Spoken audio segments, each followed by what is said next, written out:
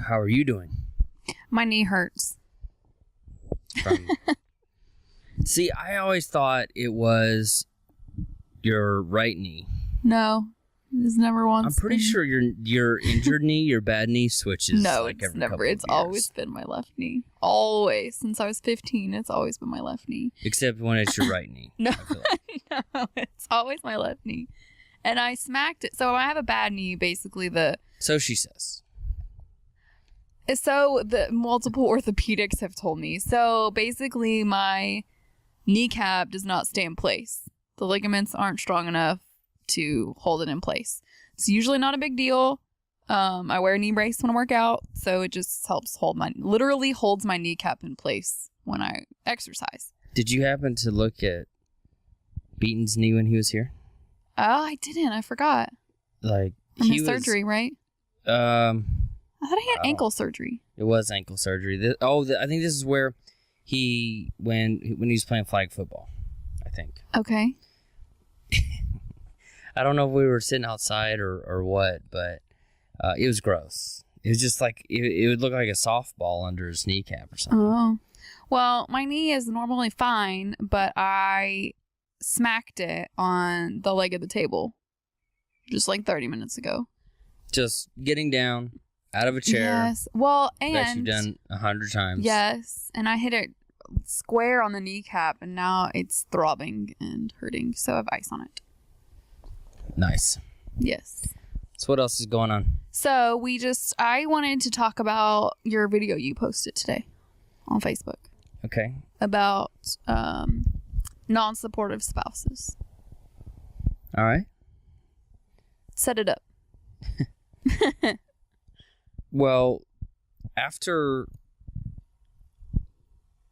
the last couple of years, and I think it started when, should we look at the camera? So if you don't see the video of this, this is the first one we're actually videoing, and we're testing it. Right. I am trying to convince Ashley to let me get the camera we talked about last time, but we're using the camera that we have. Right. And it looks great, doesn't it? If you see it. Anyway, so if you don't see the video, it was there. But if a video is recorded but never produced, does it exist? It's like the tree that falls in the forest. Yes. No one if the video is recorded but no one watches it. Here you go. Pull it out. Pull it out. Does it still make a sound? Does it still? I don't know. Anyway, so I recorded this video because over the last couple of years, I've come across so many people whose spouses, partners, whatever, don't have any interest in what they're doing. And we've talked about this on our show. Right. And it's not just don't have any interest. It's being negative about it. Like, I don't have any interest in watching So You Think You Can Dance. Right. But you're not telling me you shouldn't watch that. I may have mentioned that. But in the case of this, right, it's people's spouses who just don't it's not only a lack of interest, but a guy told me in an email today, and I edited this part out of the video. But probably shouldn't say that in this video either then. The albatross? Yeah, let's not go there. Okay. Well, we'll leave that out, but this guy said his wife was somewhat negative, was not supportive. And so the title of the video was how to work around, I wanted to say deal with, but that's deal with sounds kind like of a negative deal term. with it. Yeah. Right. So how to work with an unsupportive spouse, which, by the way, when I went to watch the video after it was done rendering and everything, and it was up on YouTube, there's like all kinds of videos about people sacrificing for something or how to get along with something. So just the fact that was there, plus the fact that I have talked to people and come across dozens of people over the last few years with unsupportive spouses, I would tell this guy, well, keep going with the name Craig, because that's what I called him this morning. Right. Craig is not the only one Absolutely, that's doing this. Yeah. So is that enough of a setup for this video? So I just wanted to talk about it for just a second. We don't have to, I know we've talked about it before, but I just wanted to give my 2 cents because that's what I do. It is what you do. Sometimes it's 5, 10, or hundreds of cents. But yeah, I want to encourage the entrepreneurs out there that, like Craig, that we're talking about, and their spouses. Honestly, everybody. Everybody needs to read that book. What is it, that book? I don't even remember the name of the book. When it talks about, you had to read for Dell, and it talks about being in the box or being out of the box. It was by the Arbiter Institute. It was called... I'll think of it. Okay. Well, once you figure out the name, let me know. AshleyandEllory.com/28. Okay. It'll be in the show notes once I figure it out. It's on the bookshelf. Okay, upstairs. yeah. This book... What? Leadership... I can't pull it out. Okay. Well, this book is talking about basically how we all have this innate sense to be selfish. So we think, this is how I took the book. Yeah. Did you read the book, or did you just You go made from me what? read the book. You didn't read that. I did. Seriously? I took like 3 months to read it. Yeah. I read it. Well, I'm glad you did. Look how much wiser you are and how that's coming back today. Yeah. I mean, it was a good book. Because you never finished MJ DeMarco's The Millionaire That book was so freaking long. But it was so freaking good, too. It was good. Millionaire Fast Lane by MJ DeMarco. Anyway, back to me. Anyway, so this book... Leadership and Self-Deception. Okay. So basically... I'll double check that. Basically, it's talking about how we all have this innate sense to be selfish. So we look at the world from our own point of view. And one of the examples, it basically, the term they use for that is being in the box. And one of the examples they use is a couple who has a baby. And they're both asleep. And the baby wakes up in the middle of the night, starts crying. And the husband wakes up, and instead of just popping out of bed to go get the baby, he lays there. And he says, well, I have to go to the... This is what he's saying to himself. Well, I have to go to the work in the morning. So she should get up because she doesn't have to go to work. I need my sleep. Well, I got up last time. Well, she's going to have to get up and nurse him anyway. And at 10 minutes of this going through his head, his wife finally wakes up and goes and gets the baby. And it's talking about how you put a strain on not just your spousal relationships, but relationships with friends, coworkers, clients, when you look at things only from your perspective and how other people are affecting you, versus saying, my child needs something, I should get up and go get it, regardless of how it's affected her. And Sounds very anti-man right now. No, that was just one example. And what I'm saying is that I think entrepreneurs and spouses should read that, because entrepreneurs need to look at things from the spouse's perspective and vice versa. And not everything that the entrepreneur is doing is meant to get the spouse, and other way around. There's a lot of things that from a spousal perspective, and you and I have talked about this on our podcast and your podcast, but there's a lot of feeling of sacrifice when you give up your day job and you feel like you're giving up that security. Do you know what I'm saying? Not really. Well, if you're a spouse and your husband comes to you and says, I want to quit my job and do my own business. Well, hell no. What are we going to do about our family and and X, Y, and Z? And you're looking at it from your perspective as, what is he doing to me? What is he going to do to our family by quitting this job? How is this going to affect me? When you need to be thinking, why is he wanting to leave? Is he that unhappy with his job? Maybe that's why he comes home in a bad mood all the time. Maybe this could be good for our family. Maybe this will bring our marriage closer.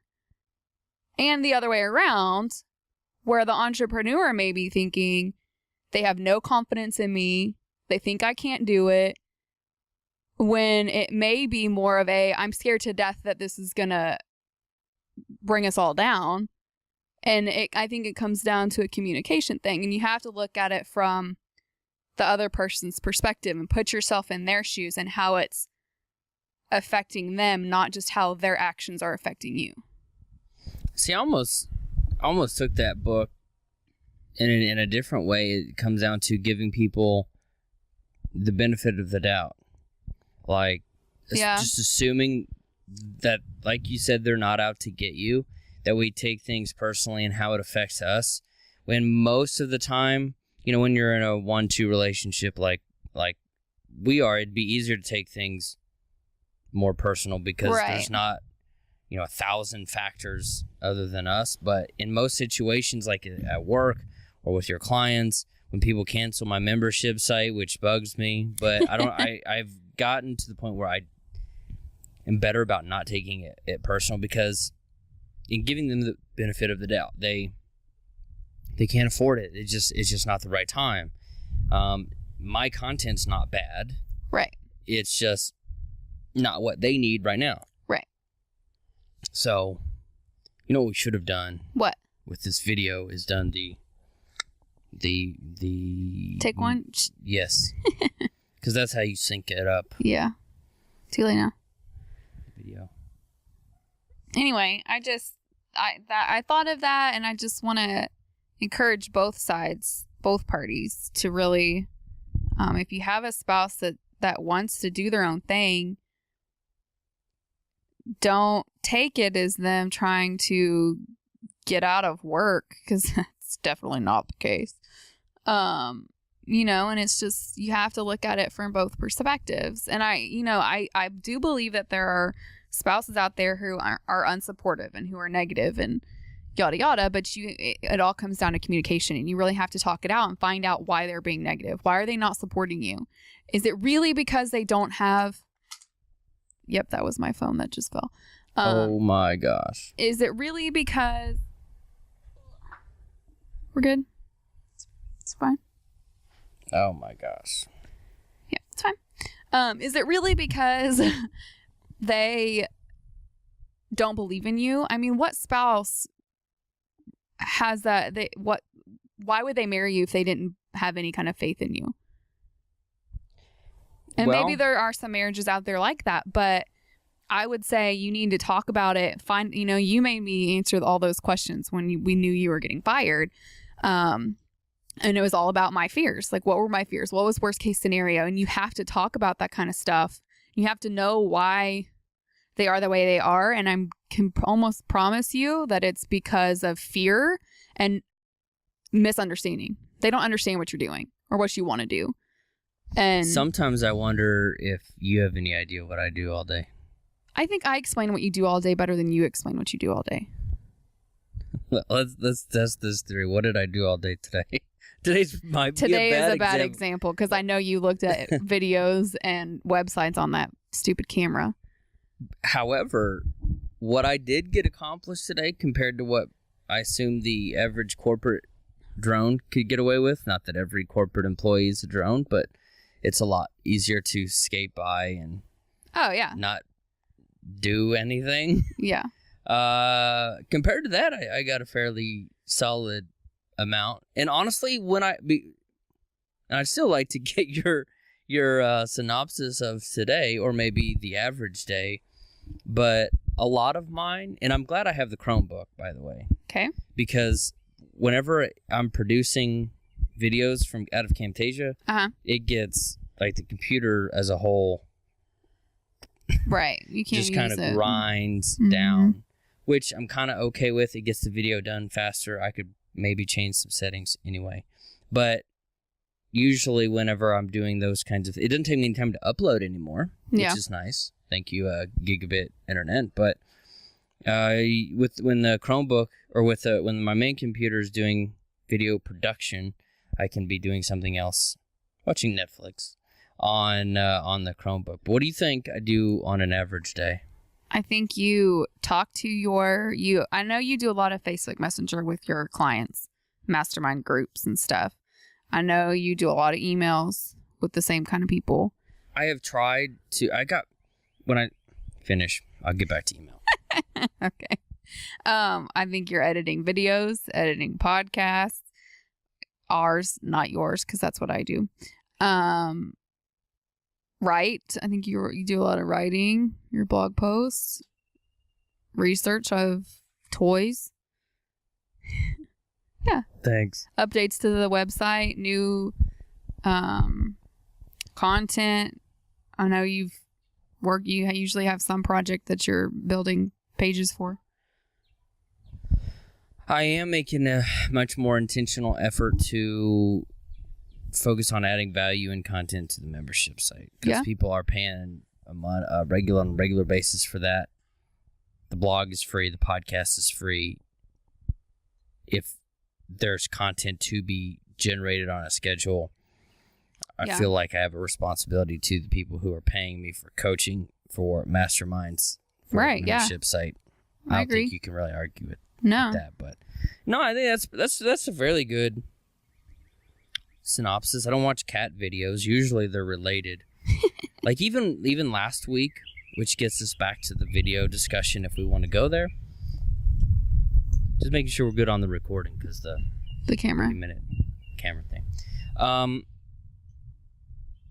The videos that I watch are usually either completely or at least partially research related.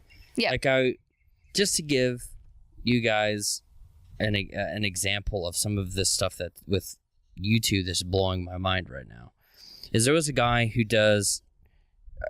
It's unfair to call them really crappy videos, but they're really crappy videos. Content or appearance? Content, because I've seen his video when he was like in more of the professional mode, and it's extremely high quality. Okay. But this guy made $7 million from YouTube ads in 2014. Mm-hmm. I mean, it's a lot. That's a lot of money. And then I have no idea how I got on this little tangent, but I started watching videos the other morning of people eating spicy peppers, and apparently there's this thing. It's this guy bred it, like you would breed bread. Like okay, yeah, I'm getting there. Like you would breed animals. Yeah, you can cross-pollinate plants. Would that be breeding plants? Cross-pollinating. But breeding works, right? No, cross-pollinating. Okay. So he cross-pollinated this, and he invented basically this thing called the Carolina Reaper. And it's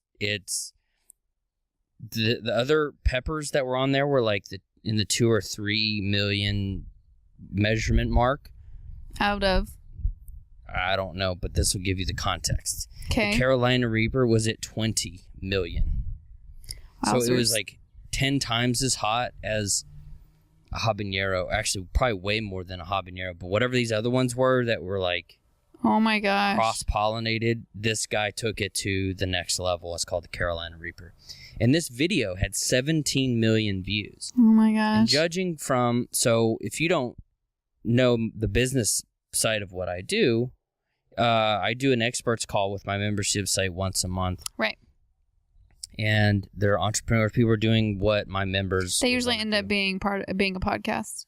Yes, they do become. Those are the hardest to edit. They are cut down, edited, and shortened to become a podcast. And they usually take me forever. Not all the time. No, they're harder to edit though. But yeah. Yeah, that's just getting into the details of audio and video editing. But yeah. So I had a guy named Patrick South, which Patrick, I told him to come on to our meetup on Sunday, which, by the way, if you're listening to this on Thursday when it goes live, and you haven't signed up, go to, I've made a short, pretty link. So you can remember. Good. Ashley and Ellory.com/event. Oh, that's so easy. Yeah. He doesn't know if they can come because his wife is pregnant and they have their son with them, so he doesn't know if they'll be able to come to the bar. Well, that's kind of what I figured. Anyway, this guy Patrick, he was an expert making $1,000 a week on YouTube with videos of his son. He's got all the gear, all that stuff, all the details and everything's inside the membership site if you're curious. But making serious money, $60,000+ a year. Yeah, he replaces income. Doing YouTube videos. So. Again, how this all ties, we talked in the last episode about all these cameras I want to buy, the drones and all that. Yeah. Yep. Ellory and his toys. Business toys. It just happens. It'd be like if I was a professional soccer player and I was like, oh, what kind of new soccer balls could I buy? It's the same thing. It's fun. You know, when you can't separate your work and your play. Yes, I know. Blah, blah, blah. All that good stuff. Anyway, these guys were eating this Carolina Reaper. 17 million. From what Patrick told me, you can get anywhere from 5 to 10 cents per view. Right. This one view has generated over $1 million. Or this one video has, if that's true, anywhere from 1.7 to 800,000, 1.7 million to 800,000. Is it two guys doing this pepper? It's two guys. I've seen that video, I think. And, well, there's a lot of them, but this is probably the best produced one and why it has 17 million. Interesting. So I guess the whole point of this was my research and my random video viewing. In other words, if I went to your YouTube search history, there would actually be a reason for you watching all those weird stuff. Yeah, most of the time. Most of the time, yeah. So I'm going to change the subject. They're probably like, oh, thank God. So do you guess who's fighting this weekend? And we're going to miss it unless we buy it somewhere. I don't know. Ronda Rousey is fighting again this weekend. So we're going to see less than 20 30 seconds. Yeah, 30 16 was her last one. 14. I think they were saying she's fighting the number. I don't know if it's I would guess it's a title fight. I think it's a title fight, actually. I bet anytime she fights, it is a title fight. Yeah. It's got to be, right? Yeah, I guess so. She's the champ. Yeah. So Times 8. It's like the number. So in UFC, they do like champ and then 1, 2, 3. And I think it's the number 1. I think it's champ 2, 3. No, it's not. It's champ 1 because I noticed it. I was like, that's so weird. Okay. I think she's the number 1. Whoever she's fighting is like the number 1 person. I think she always fights someone in the top 3. Right. I know. She does. But I'm just saying she's fighting the number 1. And she's fighting in Brazil. And they were saying at work today that she looks even more bulked up than normal. I saw a video of her where she was responding to like this football player's tweets. And they were scared and shaking in their boots. No, this guy was like, I got a crush on you, Rhonda. You know, come, hang out. And it was somewhat funny, but maybe serious. And one of them was like, hey, if you're talking to another fighter, let me know. I'll understand. But she responded on the UFC channel. She's like, oh, I respect that, blah, blah, blah. She looked like she had Abrams tanks on her arms. What are those? The big American tanks that roll over everything.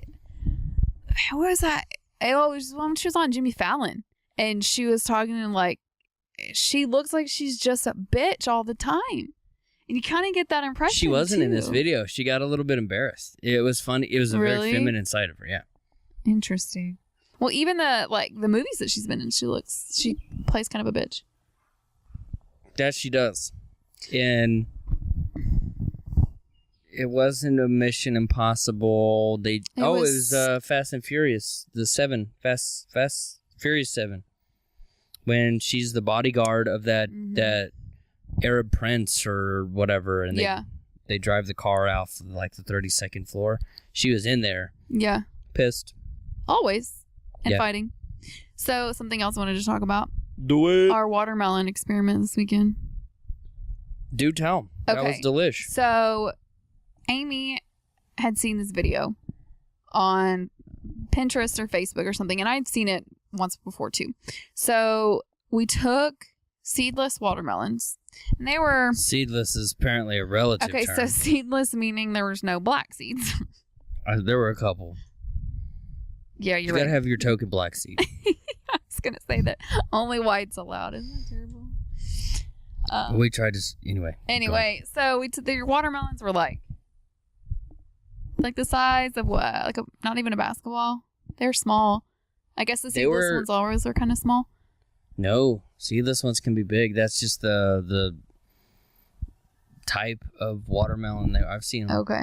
Pretty big. Anyway, honestly, I think the bigger they are, the less likely they are to have seeds. I've had some big seedless ones that legitimately didn't have any seeds. Okay. Well, anyway, so we just cut a hole on the top. Slightly bigger than a cantaloupe, I think. Okay. Cut a hole on the top and then put one of the what are they called? It's a mixer? Well, it's a hand mixer, but just one of the little tongy things. What's that called? I don't know. I don't know why you would know. Tongy things sounds like pretty accurate to me. The whisk part of the blender of the hand mixer, we only put one of those inside the watermelon, turned it on, and basically shredded the entire inside of the watermelon.